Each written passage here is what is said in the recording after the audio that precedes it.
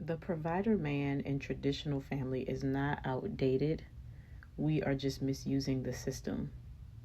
And I say this and I want to talk about this on a podcast because I've been discussing it quite a bit on TikTok, and I just feel like 10 minutes is not enough to unpack this topic. And I also feel like a lot of what is said about the topic is not actually um, appropriate or addressing specific points. So I want to start by saying that this entire conversation was spurred by I'm reading The Boy Crisis, and this is currently our book club selection for this month on TikTok Live. And there's a section in the book that talks about how provider men have poorer mental health. Now, I am one who can reason and detect certain things, and I will say that as much as I enjoy that book, a lot of what is in the book I did not really agree with, but I enjoy the book because it made me think about a lot of perspectives. In the same way, I don't believe that there was a fair assessment or a full analysis of why these provider men are having poor mental health. And I think that it was very one-sided because I can also say that the author of the book is himself a supporter of feminism. So I do believe that much of what he's doing in the book is trying to present a situation where we have more equality socially for men. Because yes, we know that men typically in the past have had no issues with equality per se, and the fight is to even and level the playing field for women. But one thing that I will say is that I love how the book addresses the holes in this movement, because as you advance feminism and you want to create more equality for women, you also, if you're not careful, leave a lot of voids for men. So the reason that I personally am not along with feminism is because I think that as we get deeper into feminism and as we get too extreme, we start to go against God's natural order of things. And so that's why I personally am not a feminist. Do I hate feminists? No. But do I have my opinions about the movement in general? Absolutely. And so going back to what I was saying, when he gets to this point in the book, he's making the case that provider men are strained, and he's posing a solution. So throughout the book, he also discusses your son's his purpose and how your son has to discover his purpose, and if he doesn't have a purpose, he's going to struggle. And he also goes on to say, which I do believe this to be true, that men are being they're being lifted up to understand that their purpose is just to provide. And I think that this is a very interesting conversation because I remember also seeing a video on TikTok from a lady that I really agreed with. She said that, I don't want my husband to be just a man who gives everything to his family. I want him to also enjoy his life.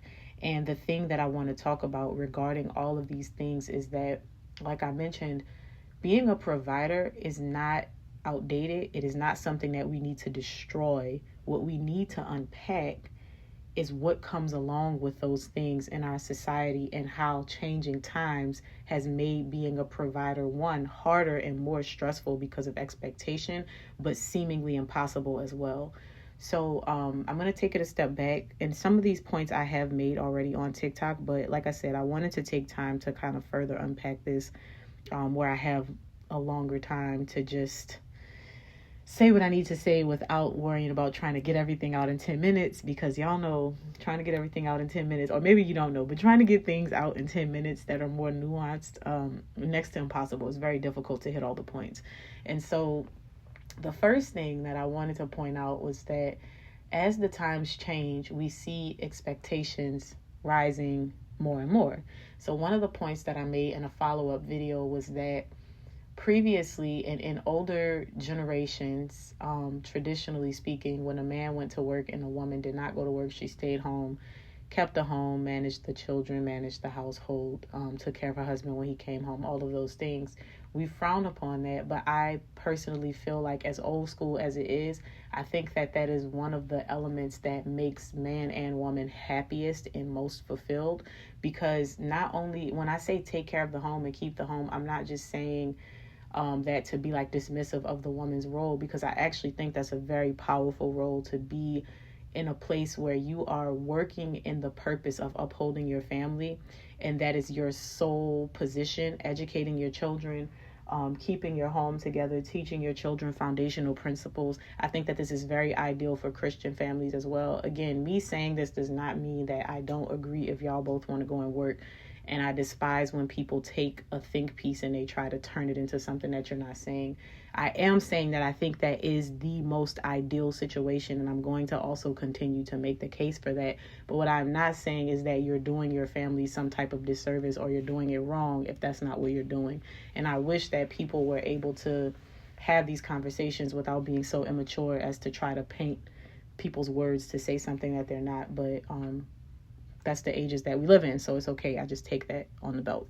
So when we have an environment where the man is going out to provide and this woman has this need for him to protect and provide for her because she is so focused on the children and her focus is her family, and the husband is the one who's in this role, that does not mean that if something were to happen or if the family needed it, the mom cannot go out and work. And I think that that's another thing. We are so selfish and we are so busy trying to keep score of who does what that we end up devaluing the roles of each other in the relationship.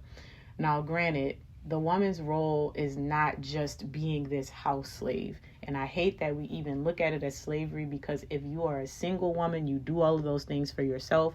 Just like if you are a single man, you go and provide for yourself. The difference is a man is in his purpose in God, right? He should be seeking God in his life, and God is going to give him whatever he needs to sustain himself. And then when he goes and finds his wife, God will also give him the tools to continue. Now, I understand not everybody believes in God. This isn't even really a conversation about that, but that's just an added piece of my thought process. And so when we talk about this provider thing, and I was saying how back then things were a lot different, what I mean is, think about when you would go to get married to a woman, you first had to go and see her dad, right? And you had to, and if there was no dad, it would be some man in the family, or, you know, you would have to go through this very formal process. And although now we're like, I'm my own woman, I want to make my own decisions, we forget that community is so important. And even that, like living outside of community and being so individualistic as a society is also making it really hard for us to live this life of men being providers and women being caretakers, village style. And we don't want to go back because we have all this technology that makes us feel so free and liberated, but really it's just keeping us enslaved. So anyway, you would go to see a woman's dad if you wanted to marry her, and his primary concern would be, are you going to be able to take care of my daughter, and are you a good match for her, right?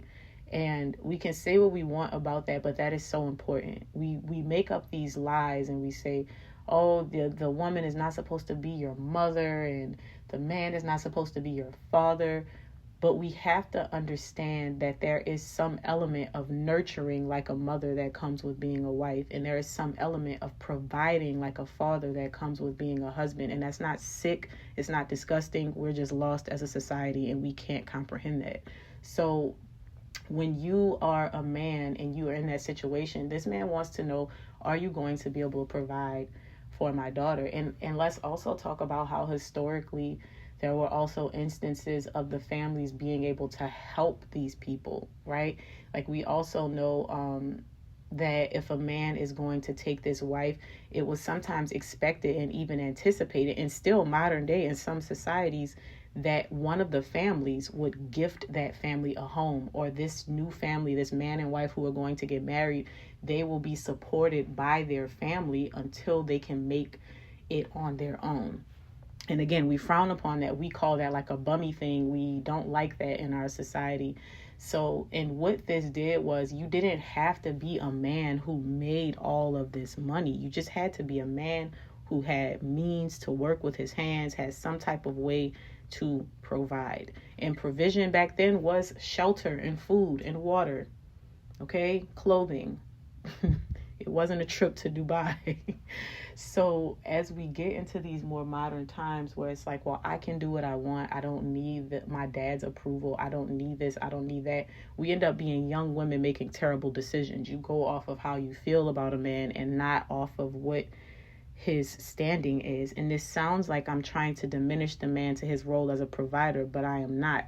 This is so important because I think that men who have the mindset of I am going to take care of whatever is mine, you can't go wrong with a man like that because he's going to have character, right?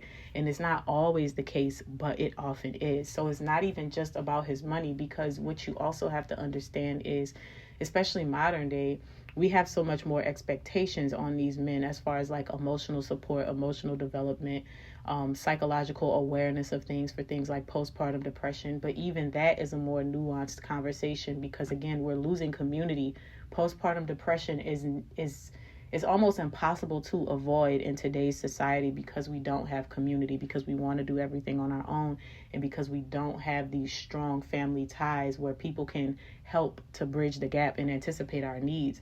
I remember I was my happiest, now that I'm looking back on it, I was my happiest and most supported when we moved into my mother-in-law's house. And we moved into my mother-in-law's house because we had an apartment, and my husband was still like helping his mom a lot financially. And so he was like, we're ready to buy a house, but I can't like continue to be here paying for this apartment that we have, trying to also save for a house and making sure that my mom is good. We just can't do that on the money that we're bringing in. And so we ended up moving. And at first it was like, we're not going to have enough space, because at the time that we moved, I was pregnant with our second baby together. And so we moved, and I was worried about that. But what ended up happening was my mother-in-law had a large enough house for all of us, and she had a lower level of the house that we would just occupy on our own. But I didn't want to move there because of the way that the flooring was set up. It just wasn't, to me, a conducive environment for us to be there all the time with the kids. My husband agreed. We did some renovations, and then we moved in. And the reason that I say I was my happiest is because I always had the support of my mother-in-law, and she was still working at the time, full time. And she would come home. She loved being a grandma. She was always present, always available. She was so helpful, so that when I did, my husband was actually out of town when I went into labor. And so it was almost like, oh my gosh, I'm so thankful that we did move, because I would have had to try to figure this out on my own. And she was so supportive. And I remember when she came to the hospital and she made sure that everything was fine. And of course, my husband made it back and we went home. She was just, as soon as she would get home from work, she was there for me. She made sure that we had everything. She was always cooking. And so me having to have the responsibility of still trying to run a household, it was so much different than when I had our first baby, because I pretty much had to figure those things out. My mother-in-law's mom came for the first baby. She flew into town, and she stayed for 2 weeks to help with the first baby. And I remember I was so thankful for that 2 weeks. I just wish that she could have stayed longer. And I remember from my first child and the second, how much more supported I was just from having my mother-in-law, not necessarily anybody else, but my mother-in-law around during that time, because she was able to take care of and do a lot of tasks that I, as the mother of the home, would have been doing. But I didn't have to worry about it. I just had to worry about healing, focus on, like, I already had one baby and I had 2 under 2 at the time. So focus on the newborn, my new baby, and kind of like transitioning myself back into my day-to-day task. And that was a wonderful feeling. And when we did move out, I remember just being like, man, I'm going to miss that. But we moved, and then we were closer to my family, and I was still supported. But I will never forget how good it felt to have my mother-in-law in the home with me. And then even a few years ago, my mom moved in with us, and that was a blessing because, like I said, my mom was still working full time, but just having her home and having the ability to rely on her for certain things was really beautiful. And I think sometimes we frown upon that, like we want our space and we don't want to have to deal with other adult women in our homes, but it's something that's so beneficial to us. And it actually helps with the aspect of postpartum depression, and it even helps with your development. And I think in a way it helps to lessen the strain of provision on the sole provider of the home as well. And again, I think that even if all of the adults in the home are working, there's still some benefit to community living and community aspects, because you also have to think about pooling resources and things like that. Now, my mom was not like paying any bills or anything while she was here, so she wasn't contributing financially to the home, but she contributed so much more just by physically being there, with the kids, with me. Like sometimes she would cook, sometimes she would do other things. I obviously had another adult woman in the home to kind of like share tasks with me. And I think if we can get over ourselves and stop being so selfish and admit that it's so much easier in those situations, we would just be better off. And I know some people are like, well, some families are toxic and this, that, and the third, to which that I also challenge you to do some reflective work, because I asked before, did your mother-in-law become toxic after you got married, or did you always know that the lady was toxic? Sometimes we pretend like we don't accept things and then want them to change, because just like if your husband is a certain way, if you feel like he's controlling and all these things before you got married, and you're like, I'm just going to marry him anyway, well, now you're married to this man with these controlling aspects, and you might complain about it, you might be upset about it, but you willingly signed up for that. So if you had a mother-in-law who was disrespecting you before you got married and your fiance never did anything about it, we have to be intelligent enough to know that it's not going to change. And this is why I also say we need to take part in welcoming our families into this. And this is something I had to learn, because we did not do the traditional, like, oh, I'm going to go to your dad and ask for your hand in marriage. And I think that we should do those things, because your dad, especially if you have a dad, like my dad is the man. You hear me? Like, if you have a dad that loves and cares about you, protects you, and goes crazy over you, he's going to be able to say, yeah, this is a guy for you, or no, this isn't the guy for you. Now, on the other side of that, I think we also have layers that need to be unpacked as far as providing, because let's say you marry the guy that you met in college, okay, and y'all start your life together and you are both working. There's nothing wrong with that, because y'all are both getting started at the same time.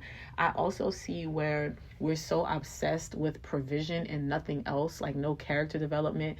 We just want the bag, we want to go on vacation, and we want to live this soft life and give men nothing in return. So you also have women who are dating men who are significantly older than they are, and being completely dismissive of young men who are not able to amount to those levels of success, when really they shouldn't be able to do that. If you're 27 and you cannot financially provide at the level that a 55-year-old man can, you should not be ashamed for that, especially if you're fresh in your career. And so I do think that we don't think about these things. So if somebody, like, I come on and I start talking about that, you being 22 years old thinking like, oh my gosh, I'm not going to be able to provide, like, stop it. Let's think about this. And so when we have that conversation as well, it's like, okay, well, if you're young and you're married and you do not have children and you both want to go to work, I don't see anything wrong with it. I don't see anything wrong with you wanting to continue to work even after you have children. What I find problematic is that we don't have these conversations, and then we go off of what other people are doing and we watch what they're doing, and then we get upset at the results that we have because it's not something that we would consider to be ideal. And I also think that we have to take heed to the fact, if you're not marrying an older, more established man, you have to be able to understand that this man is at the level that you are, and you need to give him some grace. Like, he's not going to be able to do all of these things, and you both might be contributing to the household in the beginning. Marry a man based on his character, not on his wallet, because I promise you, if you tell a man, or if you make it clear that this is what you want and this is how you expect it to be when you get married, if he can't do that now and he loves you and he intends to do that in the future, okay, like, we have to stop. Because I also wanted to address the point that we're making it harder on ourselves to live in this society of having a man who provides, because we simply live above our means. I know that inflation is crazy. I know that the economy is different. I know that you can no longer buy a house for $1.25. But we also have to be real, and we also have to understand the fact that we make things harder than they need to be with our extreme consumerism. I mean, if you're going on Target runs every week as a stay-at-home mom, of course your husband is going to have to work more because you're willy-nilly spending the money, right? And I mentioned earlier that provision is house, food and water. And that sound, people are like, oh, well, that's slavery. It's not. It is not, because it is what is important and it is what matters. Even when I think back, I have a cousin, they own a lot of property, but I remember when I was growing up watching them, everybody in the family would kind of like be like, not everybody in the family, but a lot of people in the family would kind of side eye them because of how they were going about things. But I will say that it really paid off for them. They homeschooled their kids. They did work a lot early on, but they were working so that they could grow, buy property and all of these things. And now they pretty much live a life of quiet luxury, not rich and like overflowing, but they have the ability to get up and travel whenever they want. They don't have to work jobs. And it was because of the sacrifice that they made in the beginning. And I would argue that even that was an example of him being a provider, because he had a vision, and they both worked, mind you. He had a vision to get them to that point. And they don't, I remember like they had like this minivan, and it was an older minivan. And I remember like asking about it when I was maybe like a teenager, and she was like, yeah, it's paid for, like we don't care, it's paid for, and it gets our kids to where we got to get. Like, they don't overspend, they don't chase aesthetics, they don't, like they don't live above their means. And even now, I don't know what they make, but I know that they own a lot of property, and I'm like, they're not rolling around in super fancy cars and dressing in these things. Like my cousin, his wife, she might have like handbags or something like that. I don't really know. But as far as like I can see, whenever I see them, whenever I interact with them, I love them so much. They're just so simplistic in the way that they live. They're so minimal in the way that they live, so that their life experiences can be rich. And so I think that we've also forgotten that fact. We think that as a man who provides, he's supposed to provide all of these wild, crazy things. Really, it also comes down to the mentality of headship and leadership, and just coming under that man and understanding what his vision is. Because another thing that we forget is, while a man now has to sacrifice a lot in being able to take care of this family, we as women also have to sacrifice our own desires for our life. Because if he's having to sacrifice to make sure that the family is good, we should also be willing to sacrifice to make sure that the family is good.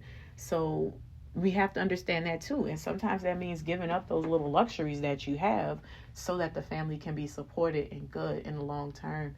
And so I think what makes it a lot harder now is those unrealistic expectations. We want to drive the newest car. We want to live in the biggest house. We want to afford all of these luxuries that we don't necessarily need, just so that we can showcase it on the internet. And something else that I discussed was even how consumerism has gotten worse with social media, because some of the things that we would normally keep quiet or private, we publicize them. So now things are being made more magnanimous than they normally would have been. And I'm not saying that men haven't always made beautiful gestures with their woman, with proposals and romance, but because of the microscope of everybody's watching, and I want to put this out there for the world to see, there's so much more pressure to perform. And I'm thinking about modern day proposals and things like that. Again, I'm not saying that a man would not want to provide his wife with, or his fiance, his future wife, with the experience of having a beautiful proposal, but the extent to which we are doing it now, where it's almost like a production, it's kind of getting out of control. And I think it contributes to the fact that it's harder to provide. So yes, it's harder to provide as a man who is being expected to give you everything brand new and to allow you to have unlimited spending while he's going to work. And I say that because if we do step into what it means to be a provider, it means that you're also being met with appreciation and gratitude in a woman who is also fulfilling her role of lifting you up and supporting you in that thing. And I remember one time my husband, like, he was telling me, he was like, sometimes it's hard, because I feel like, this was years ago, and this is when I really started to open my eyes about like what it means to be married.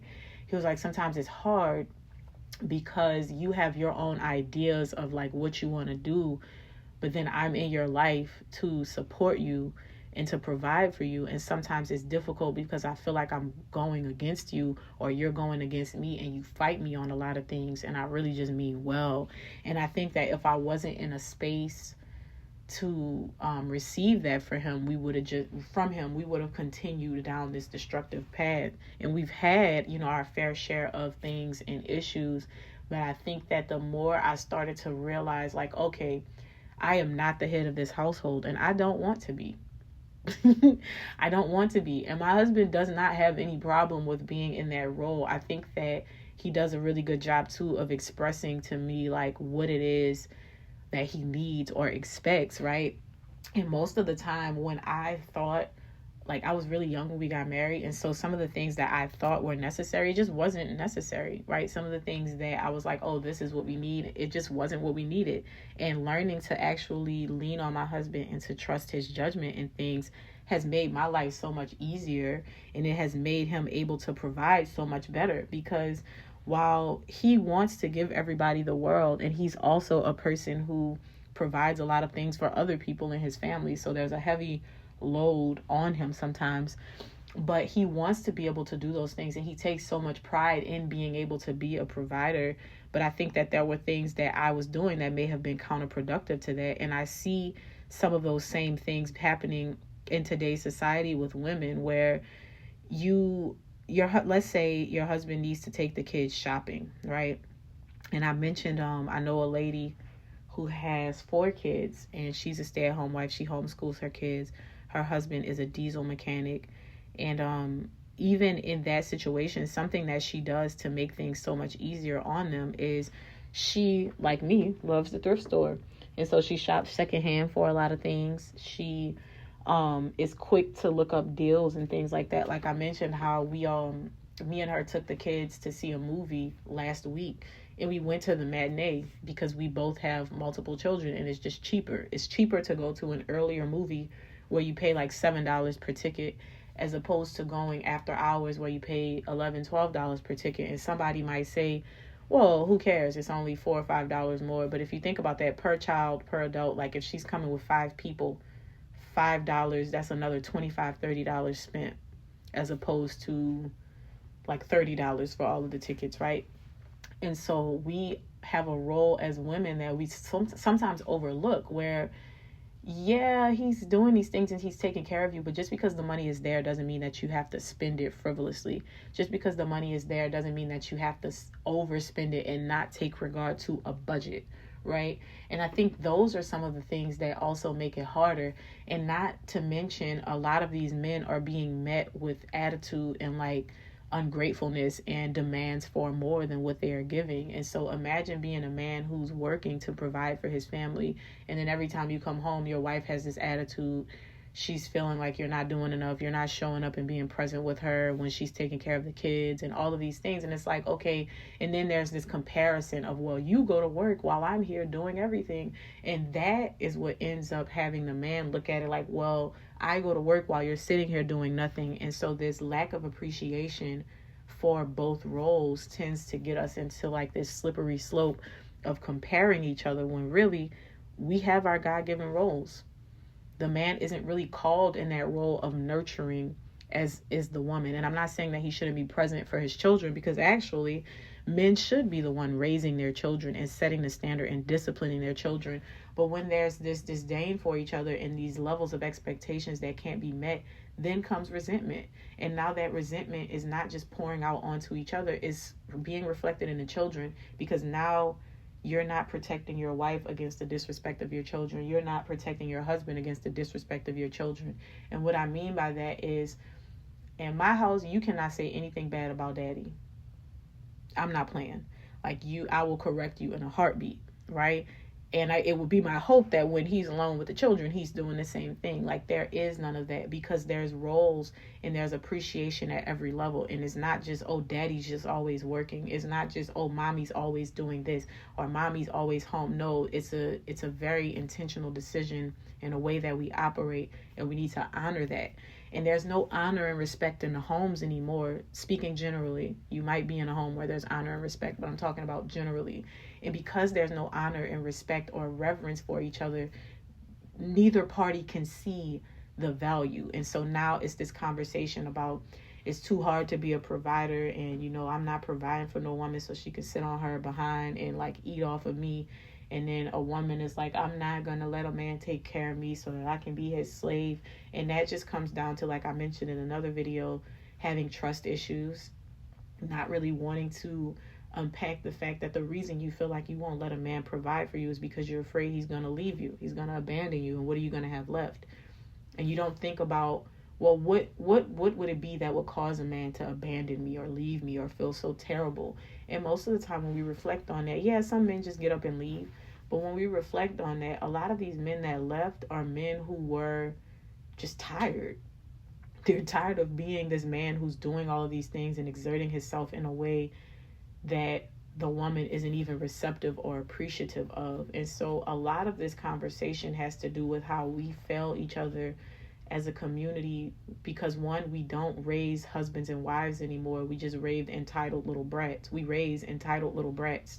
And that ends up being men who grow up to be looking for something for women, and men and women who grow up to be looking for something from men with no even exchange. So in other words, you have women who want men to provide for them, but then they have no idea how to be a wife or a mother, right? Or a woman in general. And then you have men who want the sake of having a family, and they want the privilege of having a family, but they're not willing to take on what that means as far as being able to protect and to provide for this family. Because as much as we want to argue about that, on Judgment Day, when you stand in front of God, he's gonna want to know what it is that you did in your roles and how you reflected that ministry back to him. And that's another thing. We get so selfish and tied up in thinking that it's about me, when everything that you do is about God. Everything. So even when I talk about like marriage and motherhood and all of these things and relationships, everything that you do is a ministry to God. So if you have this lack of gratitude and appreciation for your husband as a wife, you're slapping God in the face too, all while you're being disrespectful to your husband. And as a husband, if you're treating your wife treacherously, as the Bible says, you're slapping God in the face. You're not honoring the role in the ministry that he's called you to. And so I think that we don't have enough conversations about the responsibilities of husbands and wives. We don't have enough conversations about the purpose of marriage. We don't have enough conversations about dying to your flesh, and how when two become one, it is not just about you. It's not even just about your husband or your wife. It is about God and the way that you show up in these roles and how to honor each other. And the more that we cling to the things of this world, the world will leave you in a state of never being satisfied. And that's gluttony. That is greed. Those are sins, right? And so when we look at this and we say, well, I'm always wanting more. You always want the best of the best. You always want bigger, better, more, so that you can brag about it. I don't know, so that you can experience it. I don't know why people want more and more and more. I haven't been able to unpack that myself, because I've gotten to a point where I often ask myself, like, why do I want this?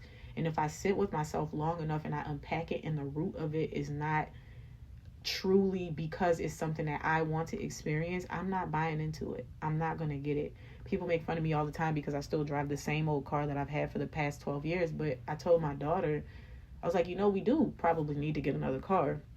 But have I reflected on what kind of car I want? No. Or would I just be getting a car because it's the thing to do? Like, oh, you have an old car, you have these kids, you need to get a bigger car, you need to get another car. Like, do I? I mean, yeah, eventually, but do I have to do it now? Or is that like some type of societal pressure that I'm living under? And I haven't been able to answer that. So here I am still driving my old car, right? And I think when we also consider the fact that we have all these needs, but then we have most of what we classify as a need is actually just a want. And like I said, we start to get to a point where we're living far beyond our means. We're living a life that we don't have to be living. We're practicing overconsumption at a very high rate, and then we're saying that we're unable to live this life of, oh, well, this person is the provider and this person is giving us all of these things, and it's not meant to be as stressful as it has become. And a lot of it is just because we're living outside of the will of God. We're living outside of the original design for things, and we're calling it progression when it's really just quiet destruction. Because the more we continue to work ourselves to exhaustion, both parties are going out to work, and now you're handing off your kids to everybody that you can just so that you can bring more money into the household, so that you can spend more money and be in debt anyway. We're losing ourselves. We're not We're not raising our children. The system is raising the children. People are teaching your children what to believe, how to believe it, what to think, how to think. You don't even know your children. And I don't want to sound like that person, but I think that we look at everything in isolation when everything is connected. And I say this a lot. But the reason that it is seemingly impossible for a man to provide simply comes down to the fact that we're all selfish and we're all entitled, and there's no respect for the roles that we are meant to play in marriage. Because quite honestly, when people say, oh, it should be 50-50, if you're 50-50 is a term that I hate, because it will never, ever, ever, ever, ever be 50-50. It's impossible. It's impossible. There are things that women can do that men cannot do. There are things that men can do that women cannot do, and we have to stop this. Anything you can do, I can do better, and I can do better by myself. If you're going to enter your marriage in this role of I'm going to contribute 50% and you're going to contribute 50%, you can just stay single and give yourself 100%. Marriage is 100% in different forms, in different roles. If you're working and I'm working and we say that we're going to contribute 50% financially, okay, that's cool, right? But then if you're working and I'm working and you're saying as the man, we're gonna do 50-50, and then that's all I'm gonna go to work and I'm gonna do this, and then as the woman you're contributing your 50%, quote unquote, which like I said, there's no such thing as 50-50, and then you're coming home and still being traditional in that role. Your husband is selfish. But then if your husband is going to work in a traditional role and you're staying home and you're not doing your part and you're not being his helpmeet, you are selfish. And like I said, it can come off as draining, because we often talk too about thanklessness. Even as a mother, when your children are ungrateful, when your children don't express gratitude for all the quiet things that you do, the invisible things that you do, when you raise up these children in that way, you will despise motherhood. A man will despise being a husband and a wife if he's doing all of this in vain. There's no recognition, there's no appreciation, there's no celebration. Because what is fame? People love you. These famous people, even if they're getting these deals that are terrible and they're not making a lot of money, they still enjoy being famous. It's not about, oh, I don't want to provide for her because there's nothing in it for me. We want worship. We want to be idolized so badly. We want to be gods in people's eyes. And I'm not saying that you should treat your husband as a god, treat your wife as a god, but I'm saying that the honor and reverence isn't there. And most of the time when you think about it, we do a lot just for recognition. And we're lying to ourselves by saying that it doesn't matter if you celebrate people or appreciate them or offer gratitude. We do a lot, and we're trained from the time that we're young to be responsive to positive feedback, to appreciation, to recognition. Athletes get awards all the time that don't amount to money. It's just the recognition. So these provider men are getting tired of being provider men because they're met with nastiness and they're being expected to provide for things that are far more than reasonable, right? And women don't want to come under these provider men because I think sometimes we're just not willing to submit in that way, and we want to be taken care of and given everything without being thankful, without being appreciative, because you shouldn't take lightly what a man is doing when he's in that position, just like he shouldn't take lightly what you are doing and contributing to him being able to be that successful by managing his home and by lifting him up.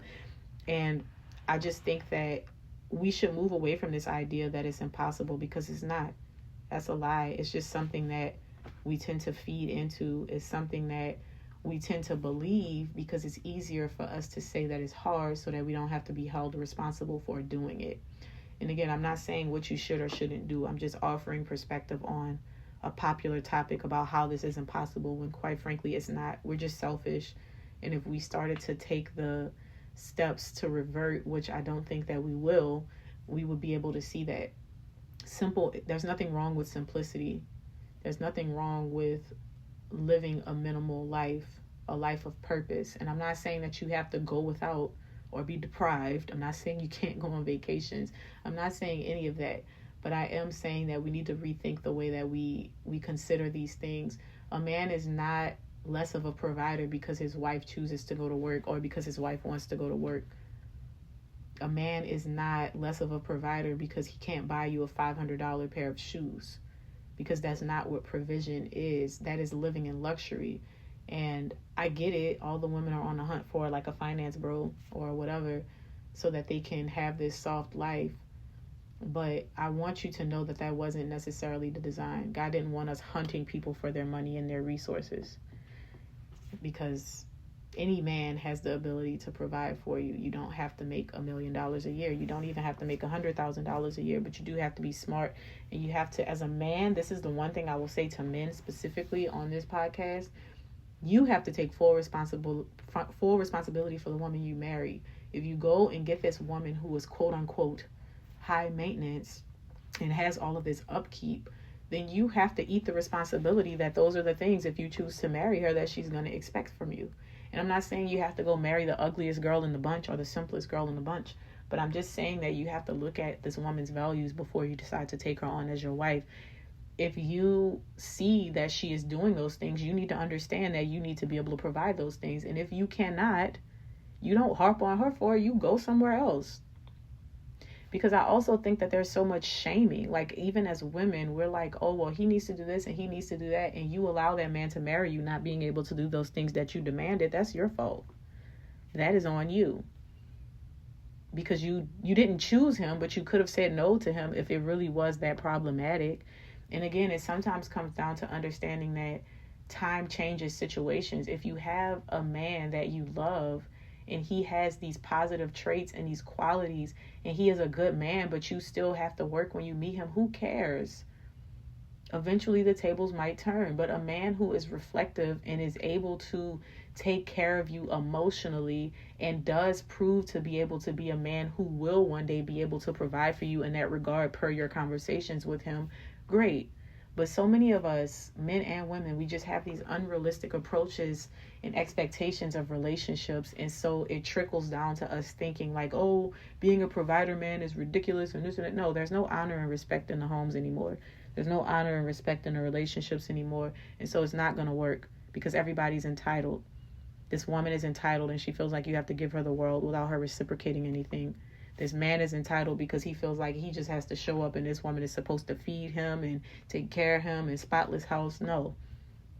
We're no longer being real human beings, because even if we talk traditionally, do you really think that traditionally men never, ever, ever helped out in the home? Do you think that traditionally women never, ever, ever, ever went out to work if it was needed? No, people did what worked for them. The overwhelming majority were in these traditional situations where the man was providing and the woman was keeping up with the home and the children. But if there was a need, the woman would go and work. If it was a need even in the home, the man would go and help his wife to clean this house because he lives there too. We're just too married to extreme ideas to be able to open our eyes to see the damage that we're doing to our society. And these are the things that we're going to teach our children. The music is already telling our children to hate themselves and each other.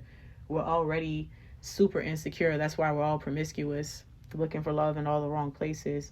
But it does come down to a lack of reverence and respect for what it means to be in these relationships. And I really hope that one day we can sit and have these conversations without being triggered and sit with the thoughts of it and consider different perspectives, because it also comes down to knowing that traditionalism and what works for the majority will work for the majority, but there will be situations where it will not work or you will have to make adjustments.